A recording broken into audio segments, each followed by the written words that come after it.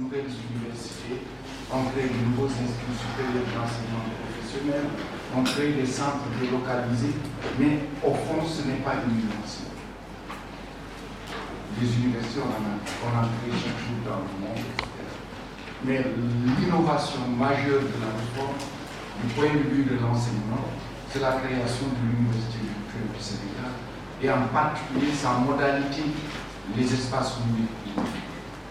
Puisque l'enseignement à distance existe, l'enseignement à distance de masse existe, mais ailleurs on n'a pas ce concept. D'où la nécessité de bien le comprendre et surtout de bien le mettre en œuvre. Parce que c'est ça qui fera que nous réussirons le projet que nous avons. D'où est venu le concept d'espace numérique ouvert? C'est important de comprendre l'histoire de cela pour pouvoir saisir qu'est-ce qu'on veut en faire et pourquoi on veut faire ça.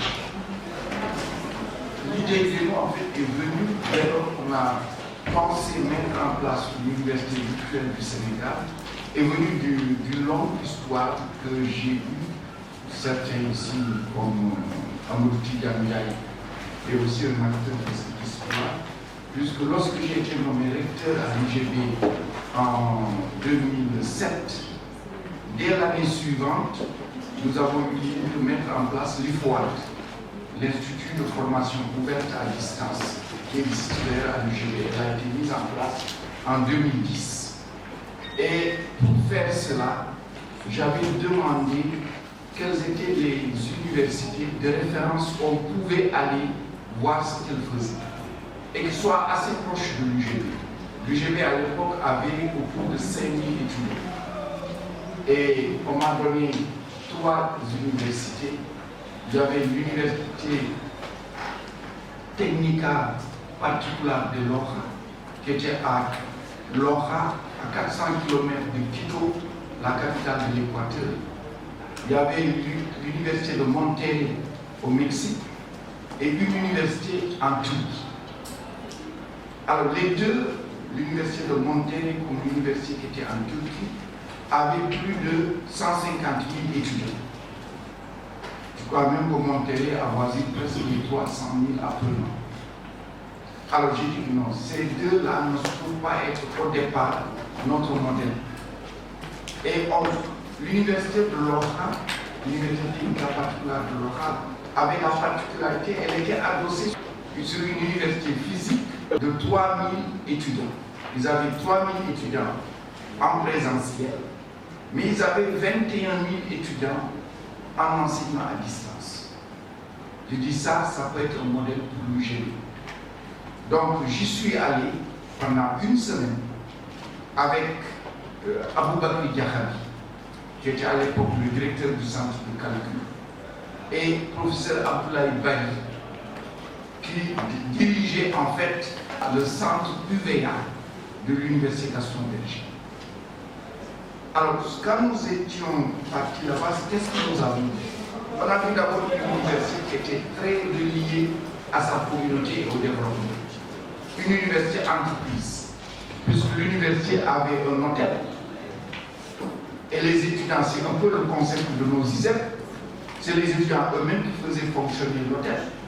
L'université avait une section art et culture et avait une troupe, un orchestre, faisait des prestations dans tout le pays. L'université avait une laiterie et fabrique le lait qui était vendu à Loja, c'était le lait de l'université, plus d'autres activités, car l'université avait une grosse imprimerie pour fabriquer ses bouquins. Ils avaient des accords avec les grandes maisons d'édition américaines et ils pouvaient donc les manuels, ils les imprimaient directement sur place. Alors, ils avaient comme on dit, comme enseignants, essentiellement des titulaires de master. Ils n'avaient même pas une quinzaine de docteurs. Pour les 21 000 enseignants étudiants à distance et les 3 000 présentiels, ils n'avaient pas 15 docteurs. Tous les cours, l'essentiel était tenu par les titulaires de master.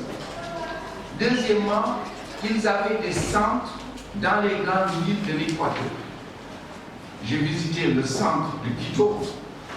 C'était un peu comme un grand centre commercial où il y avait plein de salles de conférence. Il n'y avait pas d'espace ordinateur. C'était des salles de conférence avec des systèmes de visioconférence. Ils avaient une chaîne YouTube, ils avaient, comme on dit, des liens avec les bibliothèques virtuelles, etc. Donc, ils avaient mis en place, ils fonctionnaient en fait avec un système de visioconférence, un système de cours qui étaient des cours globalement en PDF qu'ils envoyaient aux étudiants, et ils avaient un système de téléphonie et un standard d'une dizaine, vingtaine de personnes qui devaient suivre les sollicitations des étudiants. Et que quand les étudiants envoyaient une requête, il y avait un standardiste qui s'en occupait, vérifier est-ce que l'enseignant concerné a répondu, quand est-ce qu'il a répondu, etc. Donc ils avaient un monitoring complet du système. Ils avaient ensuite des centres à l'étranger. Nous avons visité le centre de Madrid parce que quand on allait à Quito, on a passé une nuit à Madrid, une nuit et 2 nuits d'ailleurs. Et j'ai été visiter l'université Complutense de Madrid. Et c'est là que nous avons scellé l'accord d'aider l'UGB à avoir un département espagnol. J'ai appelé tout de suite Baïdelaï, qui était le directeur du UFR. Et le projet a été fait et ils ont financé non seulement la mise en place de la section, mais l'équipement informatique de la section espagnole. Donc voilà, donc c'est parti de cette expérience-là. Quand nous avons voulu la mettre sous l'UGB, quand il y a eu le contrat de performance, si vous regardez dans le contrat de performance de l'UGB, nous avions prévu ce qu'on appelle les open space. Parce que nous avions dit que ce que nous avons vu là-bas, son défaut, c'est que c'est carrément, c'est presque juste utiliser la technologie pour faire des cours physiques. Parce que c'était un système de visioconférence. Alors qu'à l'UGB, on avait déjà, avec le master droit du cyberespace, des cours mis en ligne et les gens les maîtrisaient. Donc, il nous fallait avoir des espaces où on mettrait beaucoup d'ordinateurs, où les étudiants viendraient, comme on dit, travailler sans aucune difficulté. Donc, on avait prévu des open space dans le contrat de performance de l'UGB. Je ne sais pas si c'est bien. Donc, voilà un peu. Le mot open space vient de là. Alors, quand l'idée de créer l'UBS est venue, évidemment, nous sommes allés dans l'idée d'avoir des open space.